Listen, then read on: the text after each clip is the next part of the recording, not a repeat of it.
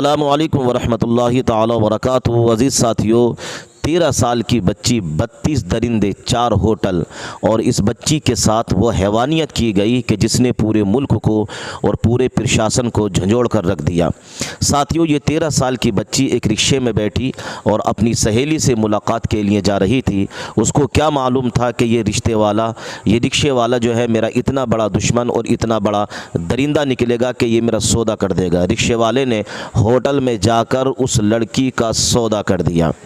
दोस्तों, उसके बाद उस लड़की को सोशल मीडिया पर वायरल किया गया और लड़कों ने बोलियां लगाना शुरू की और फिर उस लड़की के साथ दरिंदगी की गई।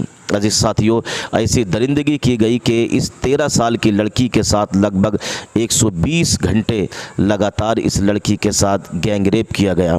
तो अब जब ये हालात लोगों को, पब्लिक को मालूम चले तो पूरी राजस्थान ही नहीं बल्कि पूरे मुल्क के लोग इस मामलात को देखकर, इस मामले को देखकर गुस्से में हैं और सबका यही कहना है कि ऐसे दरिंदों को सख्त सज़ा दी जाए और इन लोगों को कड़ी से कड़ी सज़ा दी जाए। जबकि उन 4 होटलों को जो है बिल्डोज़र से बिल्कुल ज़मींदोज़ कर दिया गया है और कुछ लोगों को गिरफ़्तार भी किया गया है जो इस मामले के आरोपी हैं। लेकिन फिर भी सरकार से जनता ये मांग कर रही है कि ऐसे लोगों को जो है फांसी दी जाए ताकि आगे से लोगों को ये मालूम चल जाए कि किसी की बच्ची के साथ गैंग रेप करना, किसी की बच्ची के साथ ज़िना करना कितना बड़ा गुनाह है।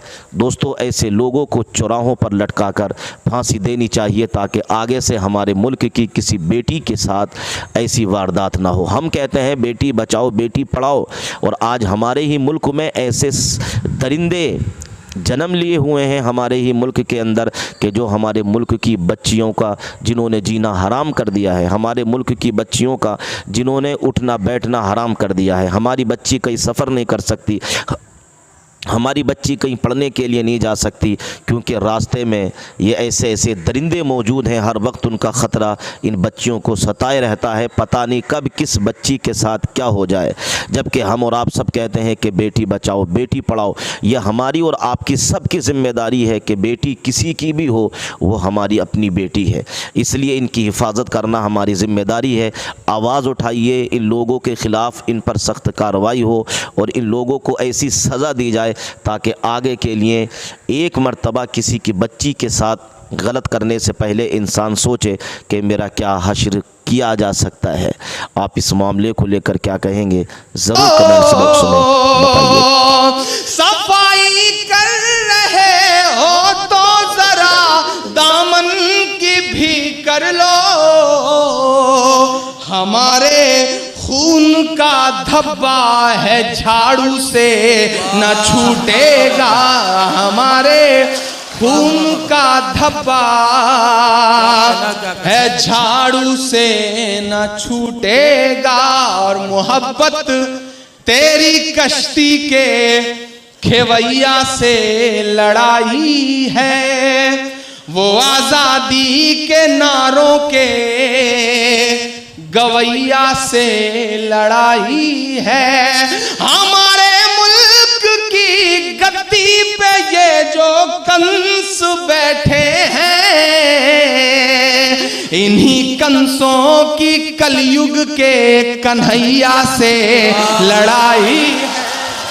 मैं एक नज़्म पढ़ता हूं, ये जो सरफिरे किस्म के लोग घर वापसी घर वापसी घर वापसी, इमरान एक नज़्म पढ़ता है। कह रहा हूं मैं ये नाप कर तोल कर, जरा सुन के बता दीजिएगा, बहुत बड़े लोगों को आना है माइक तक, उनके लिए एक जमीन बनाता हूं मैं। कह रहा हूं मैं ये नाप कर तोल कर, अपने ईमान की आवाज पर बोल कर, अपने ईमान की आवाज पर बोल कर, ख्वाब घर वापसी का जो बुनते हैं वो, ख्वाब घर वापसी का जो बुनते हैं वो, मेरी धड़कन सुने कान को खोल कर, मेरी धड़कन सुने कान को खोल कर। हम मोहम्मद के इस्लाम की शान पर देखता हूं कितनी मोहब्बत करते हैं आप उनसे। हम मोहम्मद के इस्लाम की शान पर कल भी कुर्बान थे, अब भी कुर्बान है। हम मुसलमान हैं, हम मुसलमान हैं, हम मुसलमान हैं, हम मुसलमान हैं। मेरे भारत तेरी, सुने मीडिया मेरी इस बात को, कि मेरे भारत तेरी आन है, शान है। हम तेरी सरहदों के निगहबान हैं। हम मुसलमान हैं, हम मुसलमान हैं, हम मुसलमान हैं, हम मुसलमान हैं। पहला बंद पढ़ता हूं इस नज़्म का साहब, कि हम तो फारस अरब से भी आए नहीं। आंख खुली तो पड़ोस में सीताराम चाचा थे, थोड़ा और बड़ा हुआ तो पड़ोस में भगवती जी थे, उन्होंने सर पे हाथ फेरा। हम तो ऐसे माहौल से निकल के आए हैं साहब, ऐसे माहौल में पले बड़े हैं।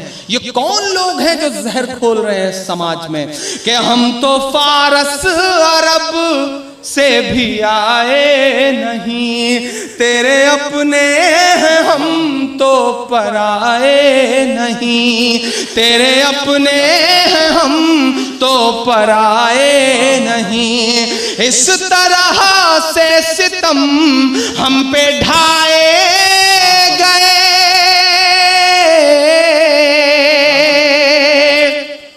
ये सितम ही तो है साहब। हम ट्रेनों के फर्स्ट क्लास में सफर करते हैं, हम चेहरे से मुसलमान नहीं लगते। हमारे मोबाइल पर फोन आता है और हम जब जवाब में वालेकुम अस्सलाम कहते हैं तो आसपास की सवारियों के चेहरों के एक्सप्रेशंस बताते हैं कि ये सितम ही तो है साहब।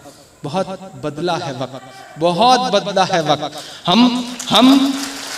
हम बोर्डिंग पास लेकर के सिक्योरिटी चेक में खड़े होते हैं तो हमारा नाम पढ़ने के बाद सिक्योरिटी इंचार्ज की उंगलियों का दबाव बताता है कि मुल्क के हालात बहुत बदले हैं। आंख मिलाना पड़ेगा इस हालात से, लड़ना पड़ेगा, बोलना पड़ेगा, क्योंकि मायूसी कुफ्र है। हम बोलेंगे। जो वक्त से आंख नहीं मिलाते हिंदुस्तान वालों, वक्त उनसे बहुत बुरा इम्तिहान लेता है। जिन अंग्रेजों की हुकूमत में कभी सूरज नहीं डूबता था, वो वक्त से आंख नहीं मिला पाए तो आज उनके राजाओं के कपड़े बैंड बाजे वाले पहनते हैं। वक्त से आंख मिलाइए, लड़िए, बोलना पड़ेगा कि हम तो फारस अरब से भी आए नहीं, तेरे अपने